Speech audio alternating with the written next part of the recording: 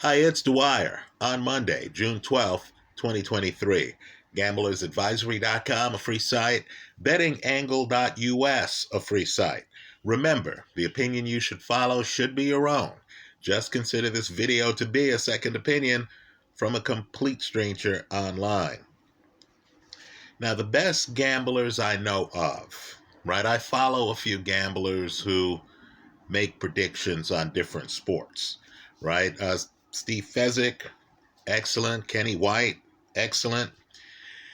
Over time, you realize that these gamblers are betting on situations, not necessarily individual teams or, in the case of boxing, individual fighters.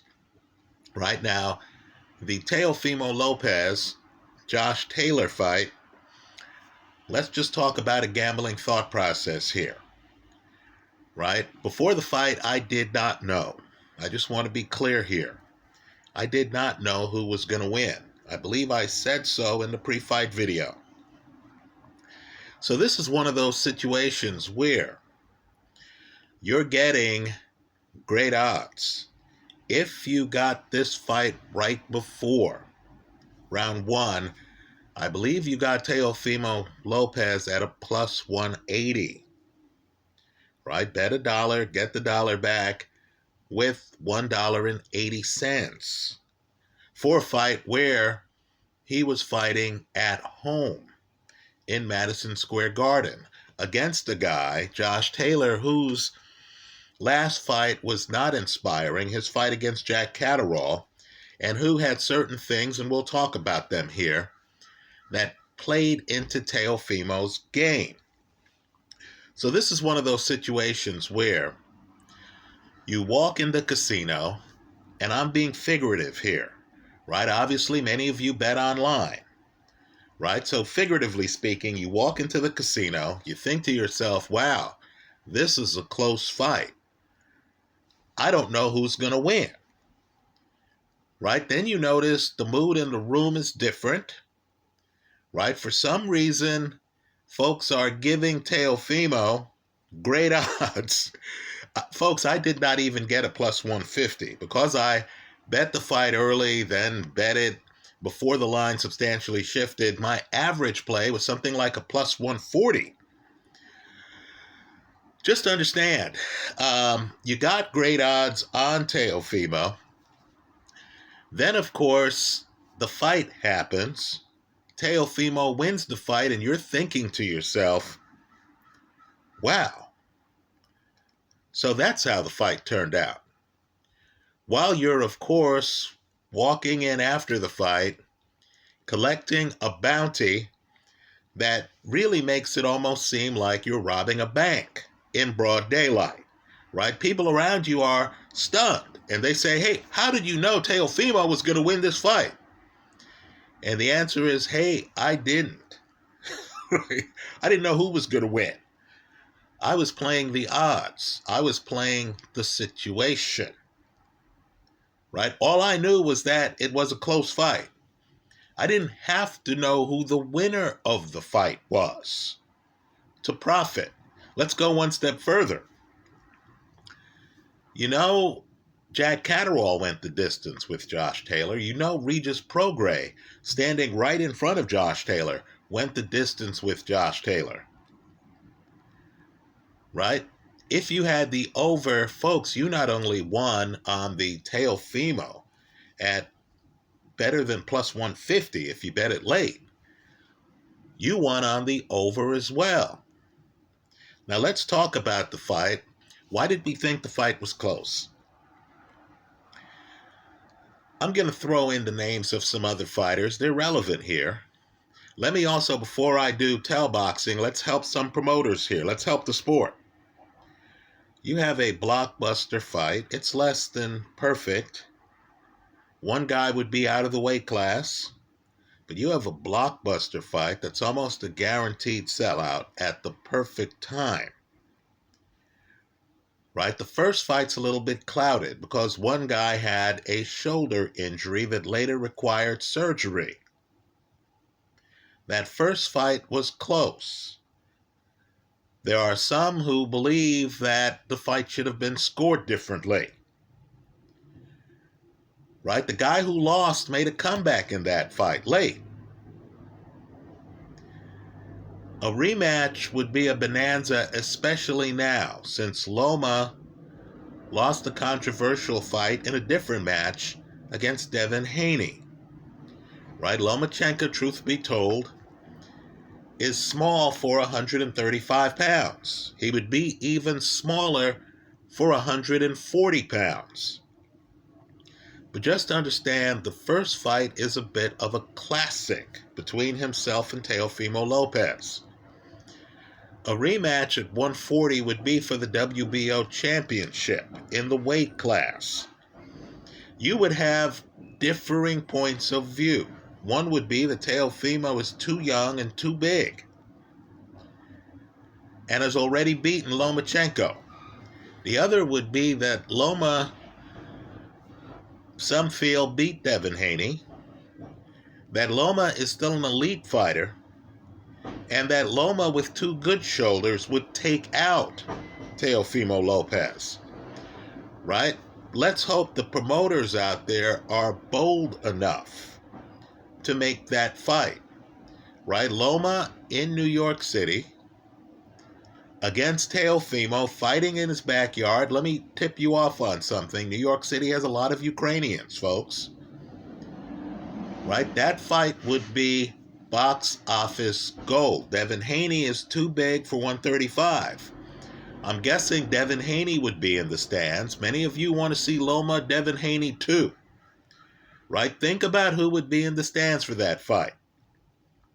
Devin Haney, Ramirez, Zepeda, right? Ryan Garcia, who we'll talk about. Just think about Regis Prograis. Just think about the situation at 140. Just imagine a fight between Teofimo and Loma, the rematch. And then just imagine the possibilities after that. If Teofimo wins, then we can get Teofimo, Devin Haney, and fans will have a common denominator. Right? How they did against a healthy Lomachenko. If Loma wins, my goodness, the boxing universe outside of heavyweight would go through him. He would have more choices than you could imagine. Right? He could fight Devin Haney again, only this time it's for the title at 140. He could fight Teofimo in a rubber match. Isn't that the way these great fights happen? Right? Think Ali Fraser, that trilogy. Right? Bo Holyfield, another trilogy. Right? He could challenge all of us, fight Regis Prograis. Say, okay, I'm here at 140, I might as well fight the man who many consider to be the best at 140. Right? Let's just think it through. Okay, let's talk about this fight. Let's talk about why it was a close fight. Actually, the fight itself wasn't close. Let's talk about why we thought, in the face of the odds, it was a close fight. Ryan Garcia has an excellent left hook, doesn't he? If you see him fight, it's obvious, isn't it? He uses that left hook to knock out people, doesn't he? Right? But you noticed that southpaw, and Ryan Garcia is a righty, just like Teofimo Lopez. At least he fights out of a right-handed stance.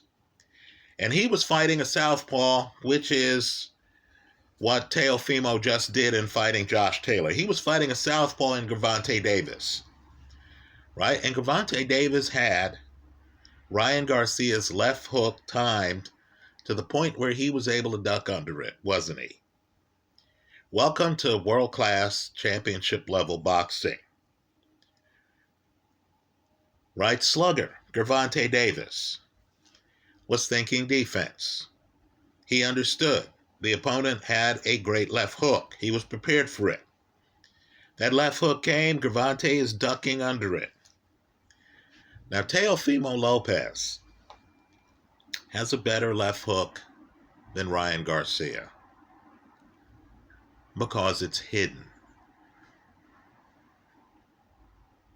because it's used for a different purpose. Understand, Teofimo Lopez and his left hook, folks, has ring coverage. You saw that in the 8th round. He literally jumps, moves forward. It looks like it's at least 3.5, 4 feet to land a pitch perfect left hook on Josh Taylor. Right? In my eyes, that's the punch of the fight. Right? Just understand that Teofimo uses that left hook against southpaws, and let's be clear here. Teofimo likes to fight southpaws. Right? Loma, southpaw. Sander Martin, southpaw. Josh Taylor, southpaw. Teofimo Lopez likes to use his left hook to counter a southpaw's errant jab. He's so good at landing that left hook that it takes the southpaw's jab and it lines up perfectly, right? A southpaw's throwing a right jab, which is opposite Teofimo's left hook. Right? Just understand, a southpaw throwing a jab that misses Teofimo is naked to the left hook. So what happens is a southpaw has to think before throwing that jab. If I miss this guy, I'm going to be naked. And he has a left hook, quite frankly, that can end fights. Right? Teofimo's left hook he can use for defensive purposes. Now let me just say this, right? Not to sound too wonkish, but if you want the blueprint on how to beat Teofimo, being a southpaw, shooting a right jab, you have the blueprint on film. It's the Sander Martin fight. Now understand, Martin was not awarded the decision against Teofimo Lopez, but that fight's a hell of a lot closer than this Josh Taylor fight. And what Sander Martin does, and this is why boxing's not really about levels, it's rock, paper, scissors. What Sander Martin does is he forces Teofimo Lopez, who's a natural counterpuncher, to come find him, to move his feet. So Teofimo's not lying in wait like he is against Josh Taylor.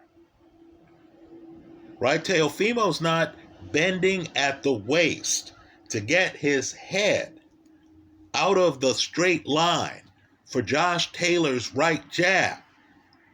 No, Teofimo against Sander Martin is trying to come forward against a mover. And Martin is riddling him with left jabs that land. Right? Is hitting Teofimo and is moving away from Teofimo. Sander Martin wrecks Teofimo's counterpunching plan.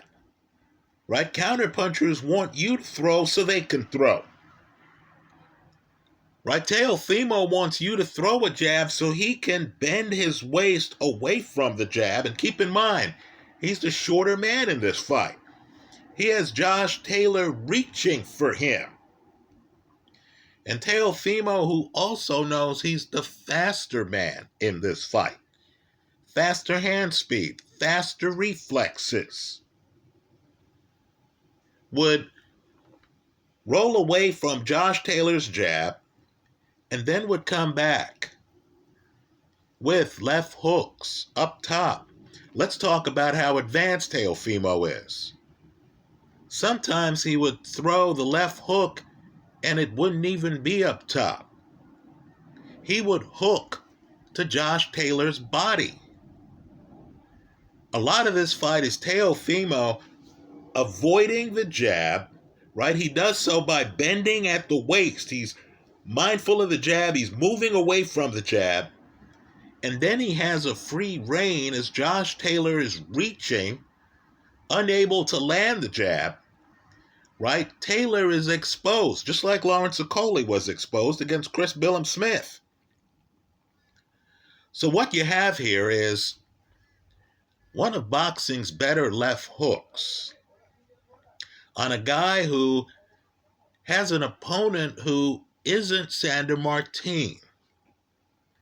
In other words, had Josh Taylor been on his back foot, think Ali, think Larry Holmes, think Sandor Martin, had he been on his back foot, had he known how to frame the jab, you're fighting a counterpuncher.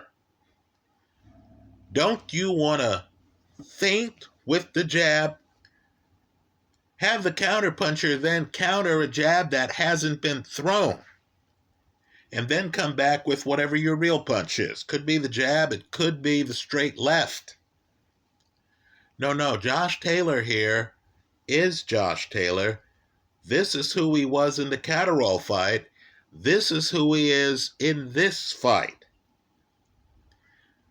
Right? Josh Taylor is trying to be in the pocket. He's been lulled into complacency by the myth that bigger men can come in and rough up smaller men. I'm not saying that Teofimo Lopez is Floyd Mayweather, but what I am saying is he has some Mayweather traits. Right? One of them is to convince opponents to come after him. Right, folks? That's not how to play against a counterpuncher. Understand, it's a bit of an illusion. Right? There are times in this fight where Teofimo backs up, is even back against the ropes, and you'll notice his face. He's looking, just like Floyd would, he's looking at Josh Taylor, and he has his hands in such a way where he's protecting himself from Taylor's jab. Right? Let me also say, too, that the movement doesn't help Josh Taylor in this fight. The way they move, right? Josh Taylor's not on his back foot with a lot of lateral movement like Sandor Martin. What he is he's in front of Teofimo Lopez, right? But understand, they move differently. Josh Taylor looks like a fidgety guy with a lot of energy, right? So he's moving around like a fidgety guy would. Teofimo Lopez, by contrast, comes across as calm, right? He's explosive. In other words, Teofimo,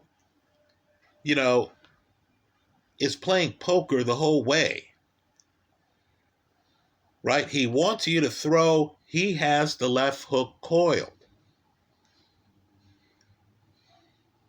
right? When you throw, he already knows. I'm going to throw this left hook up top, or I'm going to throw this left hook to the body. He already knows that. Understand, too, I'm mentioning Teofimo's left a lot. Teofimo has an excellent straight right hand. Right? So, where it gets complicated is, I believe, to beat Teofimo, who's a master boxer in the pocket. Right? You don't see his tools until you make a move. This isn't Ryan Garcia, where Gervonta Davis is looking at Garcia's shoulder and knows when Garcia starts to throw, chances are it's going to be a left hook. Let me duck under it. No, this is more complicated. You're in front of Teofimo and he looks calm. Right? Then you throw a jab and suddenly you notice, while Teofimo doesn't have Canelo level, head movement above the shoulders, you notice Teofimo understands that he has an advantage fighting low. He can bend at the waist and lean his head away from your jab and then come back with left hooks. Teofimo also knows against a tall fighter, he doesn't have to target that tall fighter's head. Right? Tall fighters who know what they're doing, not necessarily Josh Taylor here, right? Taylor gives up his height because, as I said in the pre-fight video, Taylor is really more of a fighter than a boxer. Let me also point out, too, on the telecast, they had Regis Prograis, his Twitter comments, where he thought Taylor got off to a great start. What fight was he watching? Folks, by the 6th round, I'm just telling you the dynamic was set. Don't be fooled by the judges. I know 2 of them had it 115, 113. Right? Teofimo knows he has this fight by the 6th round because he had to realize that Taylor has no answers. Let me underline the word no. No answers for Teofimo's left-hand counters. Right? No answers. Right? So Teofimo knows he has this countering opportunity. And, of course, as Josh Taylor falls behind in the fight, and I believe his corner knew he was behind. I know on the telecast, they talk with his corner with 2 rounds to go, and I know his corner says, hey, we're going to leave here with the belts. Our guy just has to win the last 2 rounds. Come on now. You're in New York City. You're in Teofimo's backyard. Not only that, the people in New York know boxing. You don't think the crowd knew? The crowd's standing up for parts of the fight. You don't think a New York crowd wasn't appreciating the crispness of the counterpunching? Right? Let me also say something else, and it needs to be said. They had a great interview because these boxing themes translate to different weight classes. DAZN had a great interview with Big George Foreman recently. Full disclosure, I'm a subscriber to ESPN Plus as well as DAZN. Right? On DAZN, Big George Foreman, and I say his nickname because it matters, was talking about heavyweight boxing. And he pointed out his belief, right? This is a Hall of Fame guy. This is a guy who has been heavyweight champ more than once, right? This is a guy who's been in with Ali. He's been in with Evander Holyfield, right? Joe Frazier.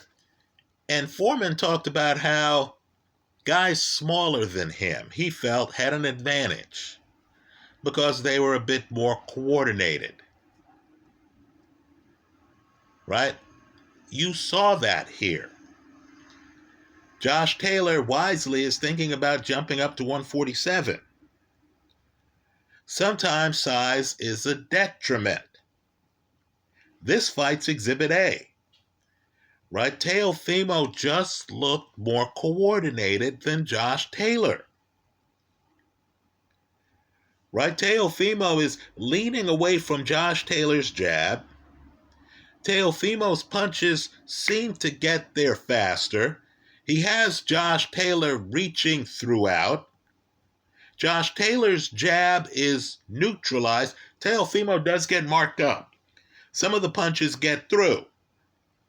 But let's just say Josh Taylor wasn't as successful with the jab as Sandor Martin was.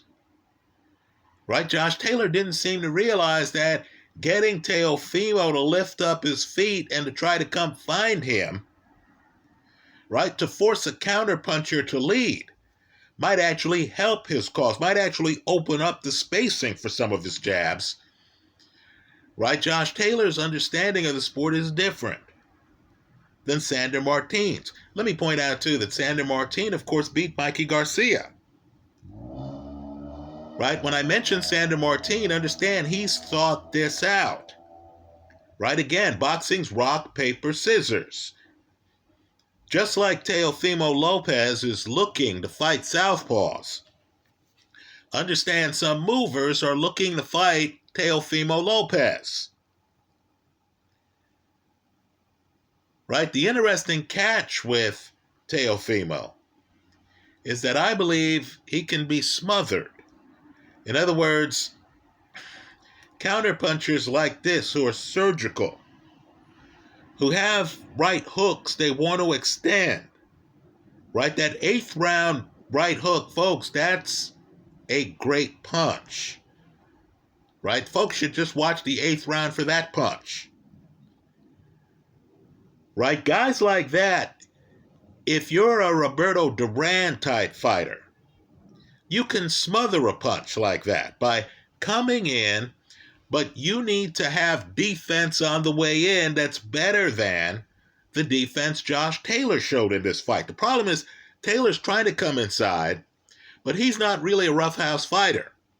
And he's getting hit with wicked hooks to his body on the way in.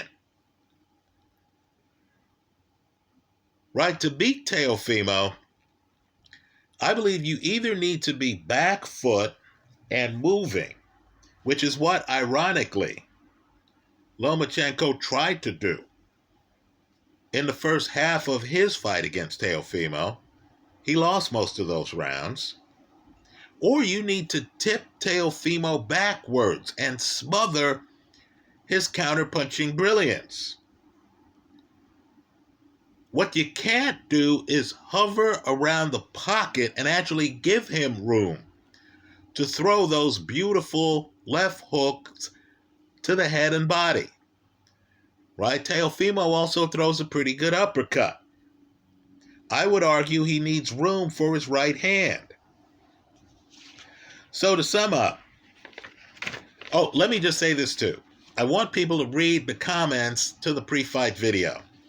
There were some great comments there. You learn a lot about the fights just by reading the comments. People pointed out that after Teofimo fought Masayoshi Nakatani, right, Teofimo commented, "No more big guys."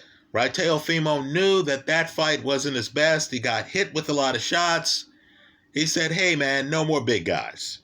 I don't want to deal with tall guys who have reach and stuff like that." Right? Now, understand, Nakatani, who lost to Loma, right? Nakatani, while bigger, like Josh Taylor, is a looper. Look at his punches. You've heard me talk about how I feel Ergovic has a shot to kidnap the heavyweight title because he's a looper, right? Loopers are hard on technician guys like a Lopez, because a Lopez will see a punch coming and then he'll put a hand up here, right? The problem with loopers is it takes a few rounds to figure out the angles. So you put a hand here and the looper hits you here. Flush. Right? A counterpuncher thinks he has a counterpunching opportunity, then the looper turns the punch. It's like a curveball in baseball. The looper turns his wrist and suddenly a shot that you thought you were inside of hits you on the side of the head. Josh Taylor's not a looper. Josh Taylor is not a Marvin Hagler who is fighting Roberto Duran and figures out during the fight he has to loop his shots. He's not Lennox Lewis, who is fighting Vitaly Klitschko, is getting his butt kicked, then realizes he has to loop his shots. No, Josh Taylor is a bigger man, but he's throwing straight shots, folks. He's not a looper.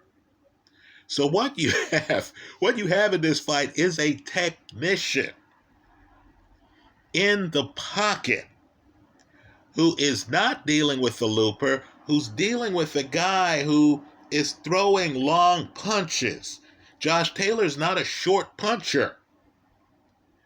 Understand, counterpunchers love fighting guys with longer punches because that gives them the opportunity to counter. Right? A fight against Loma is more interesting because Loma has faster hand speed than Josh Taylor. Josh Taylor's an excellent fighter. This was just a bad style matchup. This was also a bad location matchup. Let's remember, Josh Taylor beats Regis in a close fight in Taylor's backyard. Right? This is Taylor after crossing the Atlantic. Right? This is Taylor on foreign soil. Just like AJ lost his heavyweight title after he crossed the Atlantic, this is Taylor in foreign territory. Against a quick twitch, fast counter guy with a beautiful left hook, in fact, a beautiful left hand. Right? Who's comfortable in the pocket and who, because Taylor is throwing straight punches, knew how to bend away from Taylor's punches, knew how to leverage the height gap, the fact that he was smaller, to fight low, to force the bigger man to reach for him. And as Taylor reaches, Teofimo is landing crisp counters. Right? I believe Teofimo would have a hard time against a Roberto Duran type, right? A guy who can get inside on you and who's grappling with you. Right? That kind of fighter would have given him a hard time, a Ricky Hatton type. Right? Ricky Hatton, Roberto Duran, same type fighter, right? They come in, they're tying you up, they're front foot heavy, they're, in fairness to Duran had a back foot. Look at the Iran Barkley masterpiece that he throws down, right? But Duran knew how to come in and hold crisp counterpunchers like this. Josh Taylor did not. So here in a fight where I had no clue who was going to win the fight, figuratively speaking, I was able to profit. Somebody wins these fights. You want to judge the situation. Right? When you're fighting Teofimo Lopez, and I know Kambosos beat Lopez in his backyard, right? Maybe that helped the line for Lopez. But when you're fighting Lopez in his backyard, when you're the bigger fighter, but you're a straight puncher, and we all understand Lopez is a technician, and when you're not back foot and lateral, like Sander Martin, who I suspect Lopez will never fight again in his life, right? If he's smart, right? If you're not a back foot lateral mover, Martin Ali type, right? If your game is to crash the pocket and to try to land right jabs and to make the fight rough and tumble,